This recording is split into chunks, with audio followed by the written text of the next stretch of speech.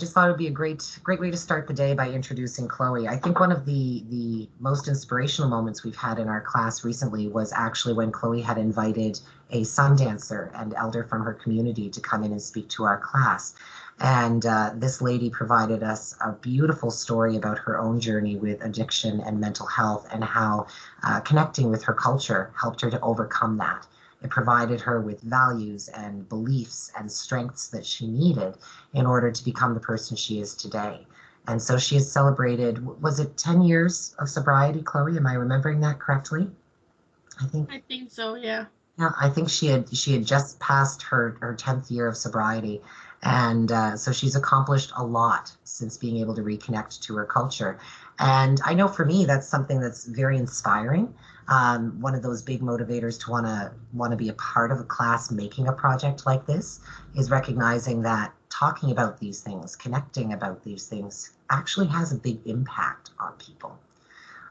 So we've had some very valuable insight into the classroom, and Chloe has also been able to talk to us about some of the things that she's seen going on in her community and some of her experiences, which has also been very positive. So I just wanted to start off today with a huge thank you to her.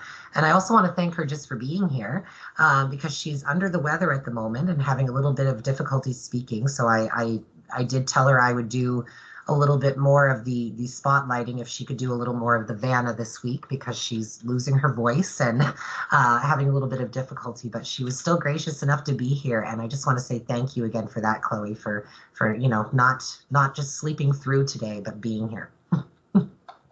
So as always, we want to start off our day with a territory acknowledgement. We want to acknowledge that the land that we're gathering on, be it in Moncton or be it in St. John or any of our other campus locations, they're all traditional territories of the Indigenous peoples of Canada. We recognize and deeply appreciate their historic connection to this place where we now live and we work. As guests on this land, we thank all the generations of people who have taken care of this land for thousands of years. We also recognize the contributions of the Métis, Inuit, Mi'kmaq, and other Indigenous people to the richness of our community, province, and our country as a whole. We aspire to continue strengthening ties with the communities we serve and work in, as well as build a future together through learning and reconciliation.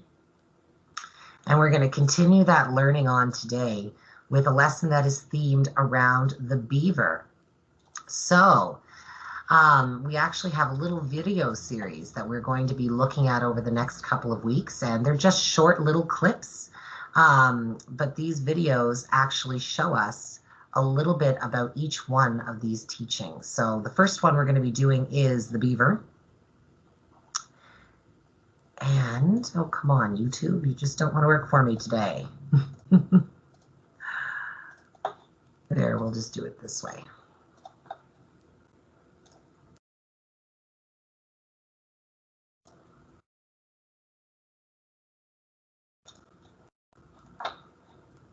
All right, here we go.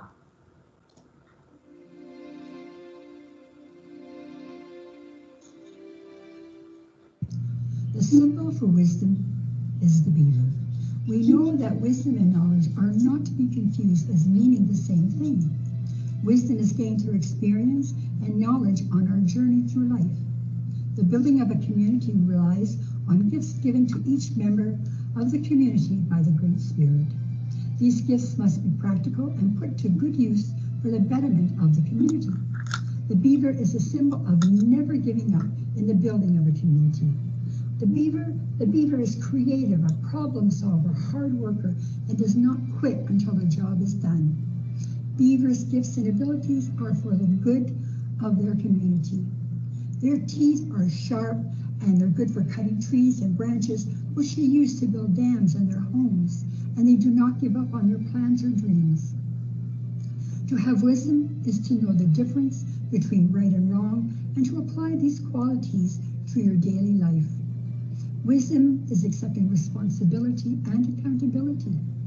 Listening to advice and accepting instruction is wisdom. Is what you're about to do kind and fair? Do you have self-control to slow down and think about choices? Do you make decisions quickly or without much thought, or rush ahead and consider the consequences later? Take more than a second to consider your choices.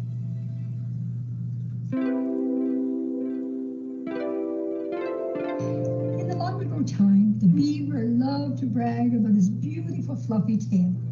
And one day while he was taking a walk, he saw a little bird. Little bird, don't you love my beautiful big fluffy tail? Why, yes, I do, Beaver.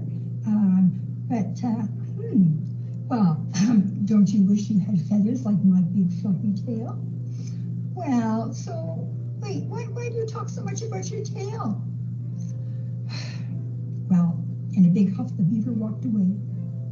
Now, before he knew what was up, he was walking along and he came to the river. He was really dry and he saw a muskrat there. He said, "Hi there, little muskrat. Don't you just love my beautiful tail, my big, beautiful, bushy tail? It's so soft." "Oh, yeah, it is nice and big and fluffy, but is it strong?" "What? Of course it's strong. Don't you wish you had a tail like mine?" "I didn't say I wanted a tail like yours. I just wanted to know if it was strong." Well, in a huff, Beaver walked away. He was so angry. He thought these animals were so rude to him. He thought, I'm going to go and cut down some trees. So off he went and he cut down 2 trees with those sharp teeth. And he came to the 3rd tree and it was huge. And he knew it was going to be a challenge. He started cutting and chewing but he didn't pay attention. He was so busy thinking about his beautiful tail, he didn't realize it was cutting at a bad angle. All of a sudden, the tree started to fall and he realized, and he tried to jump out of the way, but he didn't jump fast enough and the tree fell right on his tail. Well, he tugged and he pulled, and then he finally had to dig himself out and he pulled his tail and came out, but it was flat like a pancake. Oh no, my beautiful tail, look at my beautiful tail, and now nobody's going to like me. And then he heard this very soft voice. Beaver, why are you crying? My tail, look at my beautiful tail. Beaver, but I know, look at it. Nobody's going to like me now. But Beaver, animals don't like you for your beautiful tail. They like you for your kindness and your wisdom. And let me tell you something. This tail will make you swim faster. And if you want to send a message to a friend, all you have to do is slap on the water just like that. Oh. So off Beaver went. And when his friends, the other animals, saw him, they went, "Oh, look at his tail." Beaver looked, he said, "It's okay, it's all right. It's better this way." They say that is how the beaver got his tail. Now, everyone has a special gift. Everyone. Show wisdom by using your gift in a good way. It's a lovely story about Beaver.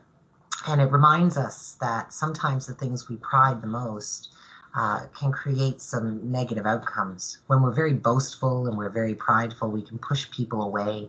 We can damage our relationships. We don't become close and connected with others, but instead we become more distant and we have barriers. Beaver had a big change happen when that tree fell on his tail, but the biggest change of all wasn't the change from a bushy tail to a flat one. Rather, it was a change in how he saw and carried himself. Instead of being boastful, instead of being proud, Beaver walked away being wise and acknowledging that something can be different. And it's not necessarily better, it's not necessarily worse, it's just different. It's still okay. And it still has gifts to give. And so Beaver is known for being wise, for taking actions that don't harm others. When he builds his homes out of the trees in the woods, he has an impact to the environment around him, but doesn't harm others. He's hardworking. And again, there's accountability and there's responsibility that is reminded of when it comes to the beaver. So what I'd like to invite everybody to do is take a moment to use our chat for a second. And I'd like everybody to just throw out a quality about yourself that you like or admire. Is there anything about you that might be like the beaver? Are you able to be wise? Are you able to accept your flaws and still see the strengths in them? Do you see any of some of those faults that the beaver had early on, any of that boastfulness or pride that maybe you want to work on? I'd like you just to take a minute, and if you'd like to, throw your thoughts out into our chat. What's one thing that you like about yourself? Is there anything about yourself that reminds you of the beaver? I want you also to take a moment to think about people that you care about around you. Remember that these skills and these qualities are things that we don't just have ourselves, but they're things that we might see in other people as well. They're things that we can learn from other people as well. So in addition to having the wisdom to acknowledge the positive qualities in ourselves that we like, that we admire, that we want to strengthen and use, we also want to be wise to our faults. And we also want to be wise to the gifts and the strengths of others, even though they may be different than our own. Excellent thoughts here. People are appreciating things that, like their loyalty and their honesty, the fact that they can be empathetic and they're very self-aware. These are great qualities to have.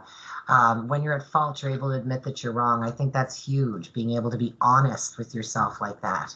That's not an easy thing, right? Absolutely. Some great feedback in here. Now, Chloe, I know I'm not going to call on you too much because of your voice. Goodness gracious. Thank you so much again, just for being around with us today. But would you be able to take a moment to tell us a little bit about what wisdom is? Yeah. So, wisdom is to cherish knowledge. Is to know wisdom. Sorry. Use your inherited gifts wisely and live your life by them. Recognize your differences and those of others in a kind and respectful way. Continuously observe the life of all things around you. Listen with clarity and a sound mind. Respect your own limitations and those of all your surroundings. Allow yourself to learn and live by your wisdom. All right, and then we have this lovely little piece here which shows us a little bit about the word from the First Nations culture, from the Mi'kmaq language, that tells us or relates to wisdom rather. And again, it speaks to the soul within, pertaining to sight and abundance, a way it is done. These are the different parts that make up that word. And so the beaver represents wisdom because he uses natural gifts by altering the environment for his family's survival, by being aware of things and not being boastful. He lives with a vision. And so again, it's all about his soul and his way of being, his way of acting, his way of doing. So the beaver carries wisdom. That's what he is known for. And it's all about the way that he acts. With that in mind, I want us to take a little bit of time to think about why we think wisdom is so important.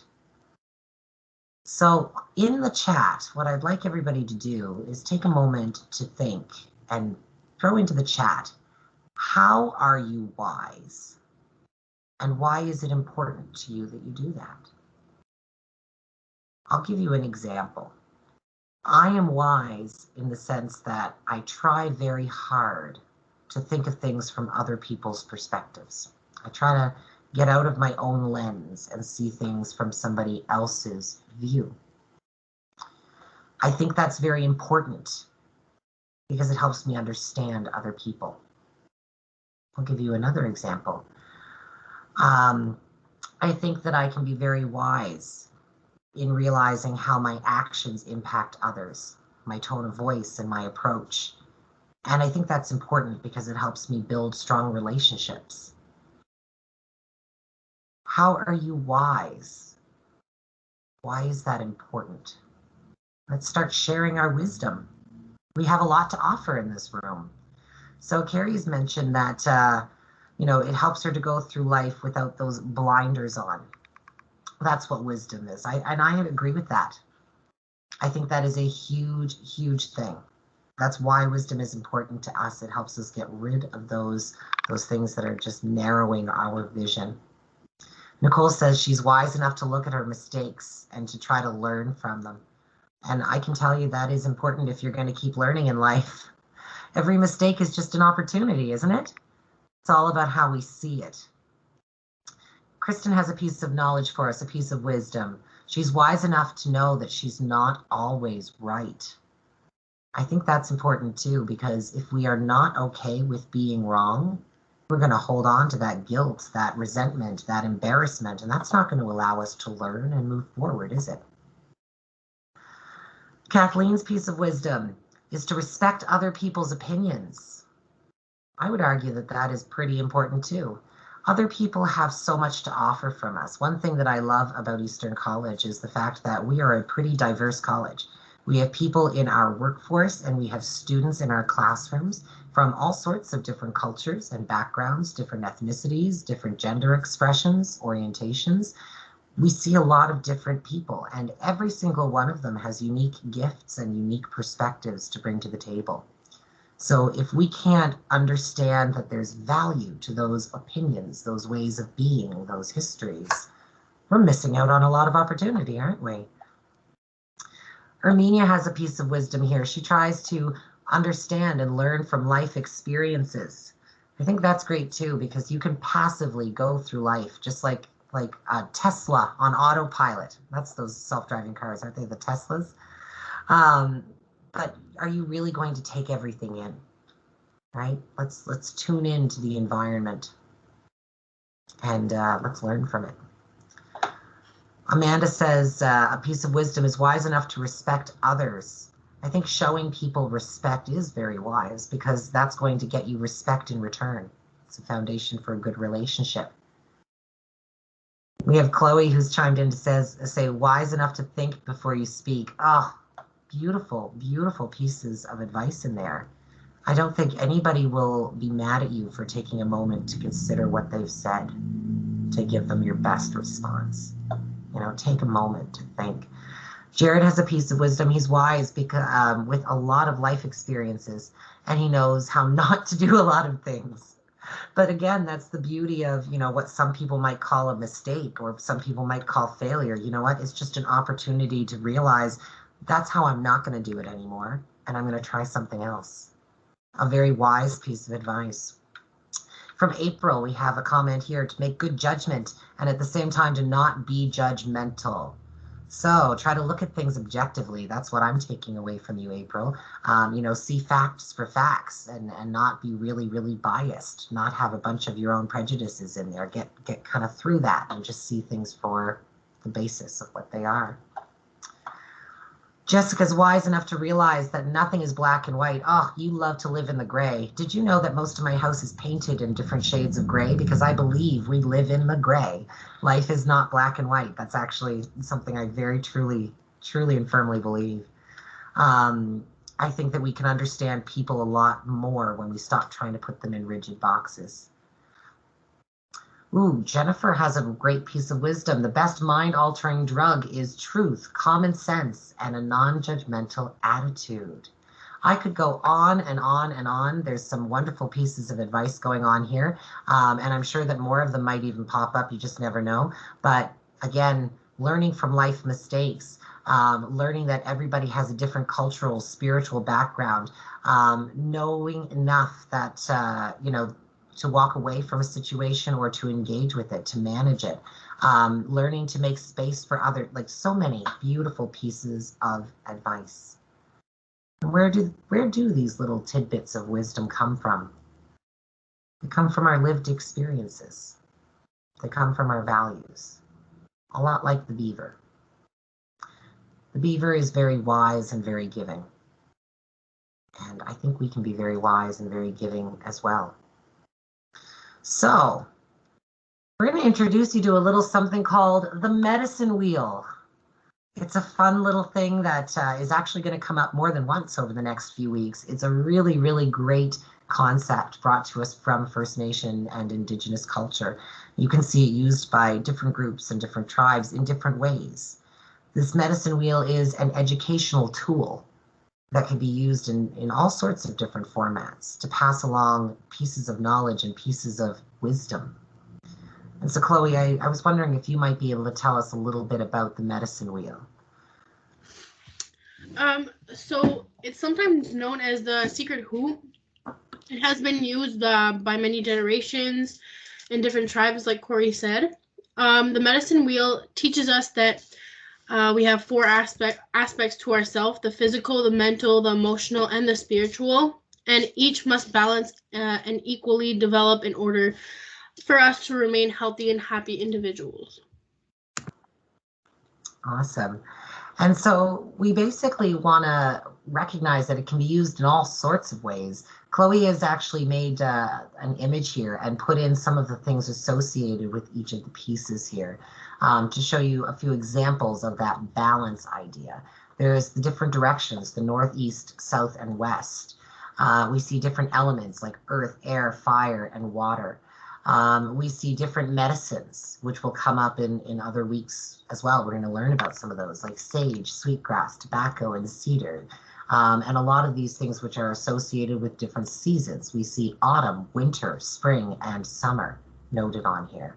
The medicine wheel is used in a lot of different areas of First Nations culture to be able to share different ideas around harmony and around balance, around how things come together, how they are circular and interconnected. And so beyond the idea of the medicine wheel just being a way to identify your medicines or to identify the seasons, I want you to think of it as being that educational tool, a way that people can give and pass on their knowledge and a way to give on and pass on their wisdom. So we're going to do a little activity in it. And I mean, if we were here, if we were here in person, second, we'll get over here to this. There we go. If we were here in person, what we might do is break you up into some groups, or we might have you do this independently. But it's just a little chance to try to use this medicine wheel to think about things a little deeper. So we have a number of different gifts. We have a number of different aspects of ourself. Just a second here. I want to bring up this. There we go. Okay. So we have many different aspects of ourself, and we have many different qualities as well. And a lot of those we may have in common with First Nations individuals, and for some of us, we may notice that we have a lot of differences as well. What Chloe has suggested for us to do today is to try to use the medicine wheel as a way to teach ourselves what we have in common and the differences that we can appreciate between us and First Nations people. So she has an example here of an activity which you can just draw out on a piece of paper for the ease of today. Just grab yourself a notepad. Or if you don't have paper and pen handy, I know we're all on the computer, so we can all grab a blank word pad if you're really desperate. And you can just do number 1, number 2, number 3, and number 4. But what we're going to do is we're going to make a little medicine wheel of sorts. We're going to make 2 of them. The first one is going to identify all the things that we have in common that we can think of between us and people of the First Nations community. So what physical things do you have in common? What emotional things do you have in common? What mental things do you have in common? What spiritual things do you have in common? Some examples that Chloe had put up here for us is that, physically, she looks for safety during a violent incident. Like that's something that she looks for. She wants to be safe. She wants to have access to safety, and that's something she imagines that is common to everybody. So again, we can put some of those things that we have in common in those different squares. Emotionally, you want to feel safe at home. You want to have stable and healthy emotional health. You want to feel like your children are safe and looked after. These are all things that Chloe identifies that are a part of her and are probably also something that a lot of First Nations people may have in common. But there are also differences. So in that second little wheel that you're drawing, or that second bulleted list if you're in a document, what you're going to do is write down those differences. So physically, are there any differences that you can find? Emotionally, are there any differences that you can find? I'm going to give everybody a minute to do this while I pull up a short little video clip that I would like to show you, just to prompt some of your thoughts while you're doing this.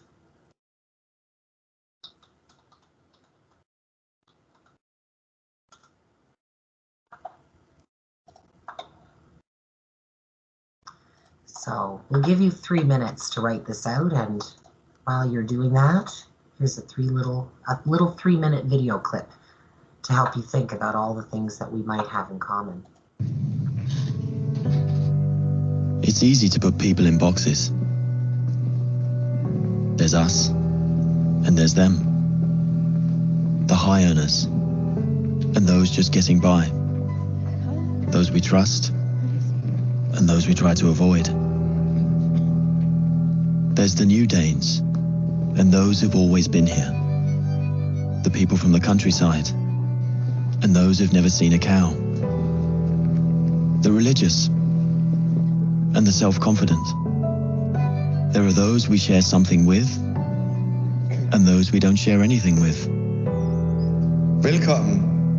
Jeg kommer til at stille jer nogle spørgsmål i dag. Nogle af dem kan godt være lidt personlige, men jeg håber, I vil svare ærligt på dem. Hvem herinde i rummet var klassens klovn?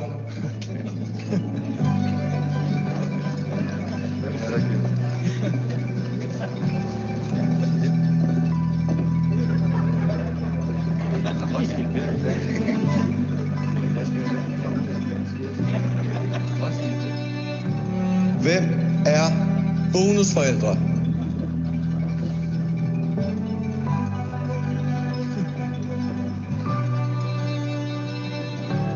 And then suddenly, there's us. We who believe in life after death. We who've seen UFOs. And all of us who love to dance. We who've been bullied.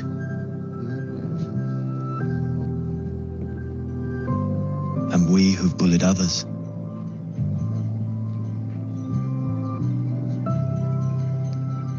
And then there's us, the lucky ones who've had sex this past week.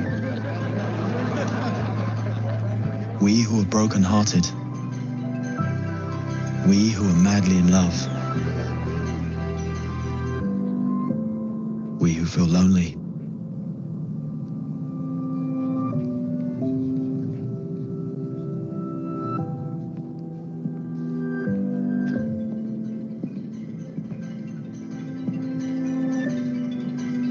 We who are bisexual, and we who acknowledge the courage of others. We who have found the meaning of life, and we who have saved lives. And then there's all of us who just love Denmark. So maybe there's more that brings us together than we think. TV2 Denmark. All that we share. I love this video clip. I find it's very powerful and really hits home. It reminds us that as much as we can easily put each other into boxes, and as easy as it can be to recognize the differences in the way that we look, or the way that we dress, or the way that maybe we act, there's also so many things that we have in common. There's so many things that connect us and that bring us together. And that those differences don't have to be things that box us up and put us into separate places. Instead, those differences can be things that we appreciate about one another, that we celebrate about one another, that we learn from one another. My hope is that over the last couple of minutes, you've had an opportunity to write down a few things that you have in common. with First Nations people. And I hope that you've also had a chance to write down a few things that you have that are different between you and First Nations individuals. And again, thinking about it in a physical, emotional, mental, and spiritual level in those 4 different areas that create our whole self. What I'm really hoping you're taking away from it is the fact that it is a lot easier to think of things that we could have in common with these people than it is to think of things that are actually different. Is it not possible that, there could be people out there who were the yearbook editor or the lead flutist in their high school, like me? Absolutely. There are so many things that could connect me to people who are within this community. The fact that I'm a daughter, the fact that I'm an aunt, are these not parts of myself that also connect me to others? And no amount of one culture or the other takes away the fact that we share that identity. There may be a bit of a different interpretation as to what that identity might mean and the different ways that we show it. But at the same time, we're still both aunts, mothers, daughters. The class clown, one of those funny ones that they showed us in there, right? There are so many more things that we have in common than things that we have that separate us. So I'd like to take a moment just to kind of do a little check-in with everybody coming away from all of this. And I'd like anybody who is willing to share, what do you think that you might have in common with First Nations people or with a First Nations person? And again, I think it's pretty wide reaching. There are so many things that can connect us to these people. Again, a couple of things that come to mind for me are my family roles. I understand that family and connection is a very important value within First Nations and Indigenous culture.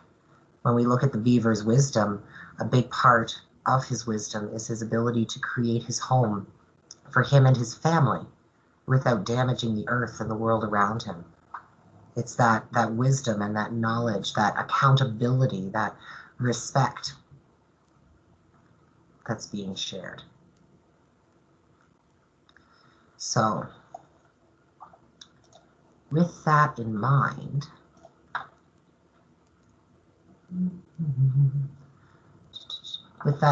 that's something that I see myself as having in common with First Nations people.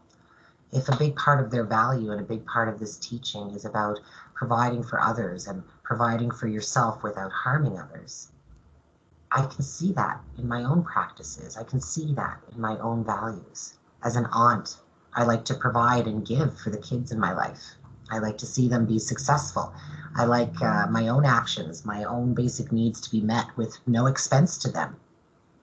A lot like the Beaver, a lot like the idea of wisdom.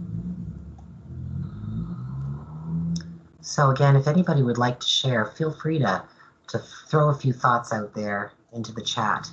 And as we're approaching the end of the discussion here, I think we also have a little bit of time for some questions or some thoughts, if anybody out there in the group would like to chime in with us today. So feel free to put up your hand. But walking away from this, what do you take away from all of this today? The things we have in common with people, the differences that we have with people, the fact that we seem to have so much more that we could have in common with others than we do differences that we hold. What's your big takeaway? And I noticed something that actually came before I asked this question, but I'm going to highlight it anyway. It's from Lucas here.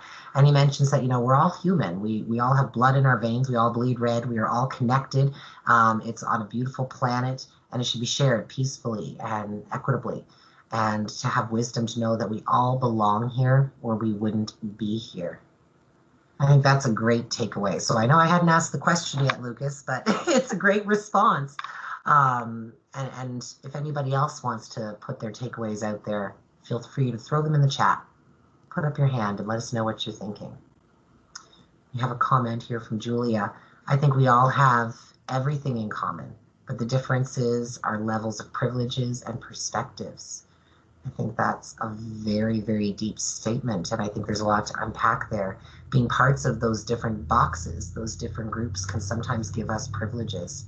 Sometimes we don't even recognize those privileges because we have our blinders on. I myself am a transgender person, and I realize that I have something called passable privilege most times in my life, where I can go out and because I still fit in the box of what it is to act, walk, talk, and look like a woman, I most of the time still just blend in. Sometimes I forget that, but I need to see that privilege. Not everybody who is transgender is treated with the same respect or the same ability to blend in. So I think that is really, really important. Everybody has privileges. Everybody has their own perspective. Don't blame yourself for that. Don't beat yourself up about it. Just recognize it so that you can use it and you can appreciate other people's experiences. Some really, really great comments coming in here. So we are not so different from Selena. And again, I think that's a really great way to sum it up, right? It's the fact that there may be differences in culture. There may be differences in some of the stories and in some of the presentations of people. But if we take the time to appreciate those differences, we can also see how much we share. So I think that family and everyone wanting to be loved are common in life. It's cross-cultural. This is a comment from Kristen. And I think that's very valuable, right? We all want to be loved. We all want to feel valued and have a connection. And family doesn't always just mean people connected by blood. It can mean people that are strongly socially connected to us too. Thank you, Kristen. And Armenia has mentioned here that not everyone is the same and we should accept everyone for who they are and not be judgmental to how and who people are or their advantages or disadvantages. Basically, everybody should be treated. I want to take that word equal and change it to equitably. Not everybody deserves the exact same thing, but everybody deserves a fair opportunity. Right? Not everybody needs a pair of size 10 Nike sneakers, but everybody needs a pair of shoes. So I think that's an excellent point.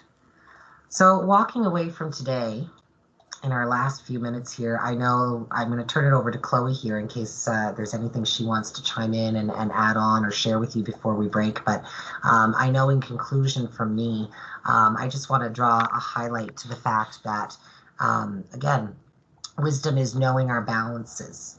So what privileges do we have? What values do we have? What gifts do we have? What shortcomings do we have?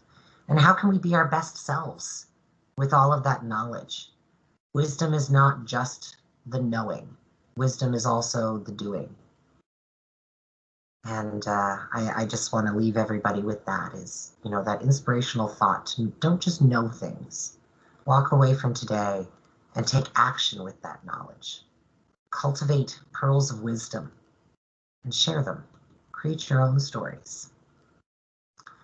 Chloe, would you like to chime in and say anything else to our guests? Again, I feel bad every time I ask you to talk because I know that you're really not feeling well. No, I agree completely with what you just said, and I just wanted to thank everyone for participating. Excellent. All right. And absolutely, I noticed that somebody had asked for the PowerPoint, and I'll make sure that the PowerPoints from each week are put up there. So I'll double check that from the last week, make sure that is there, and I'll put up this week's too. Now, Chloe, I see I see a hand going up, and there may be others. If anyone has any questions or any comments for Chloe or for myself, please feel free to put your hand up before we close out for the day. I can't see who has their hand up. It's Sabrina. Oh, okay. I just had a question kind of for all the presentations. I noticed that the medicine wheel, the colors are different on different wheels. Is there any significance to where the color sits on the wheel? I think it's all the same thing. It's just like sometimes the wheels like turn differently, but it's all the same thing. Quite often they might change the way that it is angled to put more of a focus on one area or another. something, if I have understood it correctly, and I don't want to speak too much on it because I certainly don't want to speak out of ignorance. But if I've understood it, for example, if we're taking more of a focus on fall and the things associated with fall, well, we may want that part at the top so that we're more focused on it. But generally it falls in the same balance. Is that correct, Chloe? Excellent. And are there any other questions or thoughts or comments in there? Amanda has her hand up for you, Chloe. I'd just like to say that it was very informative, and good job to Chloe for talking, even though she's under the weather. Thank you. I know, and poor Chloe's been sick for a couple of days. It's been building up. I've been getting messages on the side of her being like, I'm hanging in for Wednesday. I'm really hoping, but I just don't know. So again, I really appreciate you putting yourself together and putting up a good front and being here with us today. It shows integrity and a little bit of wisdom in your own actions, right? Like wanting to act on that knowledge and act on your values and beliefs. So, any other thoughts or questions for today? I just put that handout. You'll find a couple of handouts that I just put right into our Teams folder. So you'll be able to open it up and you'll see the little activity that we just did. There's a little outline of that. And there's also a nice blank medicine wheel. So again, if you're ever wanting to print this off or do this, you can use this concept for a lot of different things. Just to give you an idea, self-care is a big part of having wisdom. Being wise enough to know your needs and provide them and take care of yourself. Got to nourish to flourish. Got to put yourself, like you got to care for yourself to care for others. The medicine wheel, again, it has that nice balance, that emotional, that spiritual, that physical, so on and so forth. Could you not come up with self-care ideas in all 4 of those domains to help you have a balanced life, a balanced self-care practice? So, just one final comment on the medicine wheel, noting that you had that question, Sabrina. If there's interest in you guys out there learning more about it, please do. It's a very useful tool. It can be adopted to teach a number of different things. It has been used a lot around different Indigenous tribes and cultures. Again, it's wide ranging and it's not just used to teach one thing. So, great tool. And the PowerPoint from today is also up in here as well. Now, I don't see any other hands that have popped up, but did anybody else have any questions or any comments before we run off for the day? It was really well done, guys. Excellent. Once again, informative, interesting. Really appreciate it. Thank you, Cheryl. I always love hearing from you. Thank you. Good way to go, Chloe. Even though you're not feeling well, you did fabulous. And she did it all with a smile on her face, yes. too. Like, what a great attitude, yeah. eh? Yeah. Perseverance. Good for you. Thank you. Thank you. And Jared, I see your hand up as well. I was just going to say, great job. Thanks again for another very informative presentation. And just like reflecting on all the interconnectivity between us all, honestly, I say I walk away from this feeling very good. So thank you for that. Really. Awesome. That's the goal. Like, we want you to feel good and feel empowered and feel just positive, right? It's all about feeling positive. Thank you, Jared. All right. Well, thank you, everybody, for taking the time to be with us today. And again, continuing that conversation. Reconciliation, as we've mentioned from day one, is a Canadian social issue. We all need to be a part of that conversation. We all need to be a part of the solution instead of being a part of the problem. And being here every week means each and every one of us are a part of that solution. I think those are very powerful words that were said to me by one of my colleagues recently. So I'd like to say them to you as well. Thank you for being a part of the solution today. And I can't wait to see you all next week when we'll be continuing along with our next lesson. So stay tuned. Have a wonderful week ahead of you, everybody. And thank you once more for your time. All the best.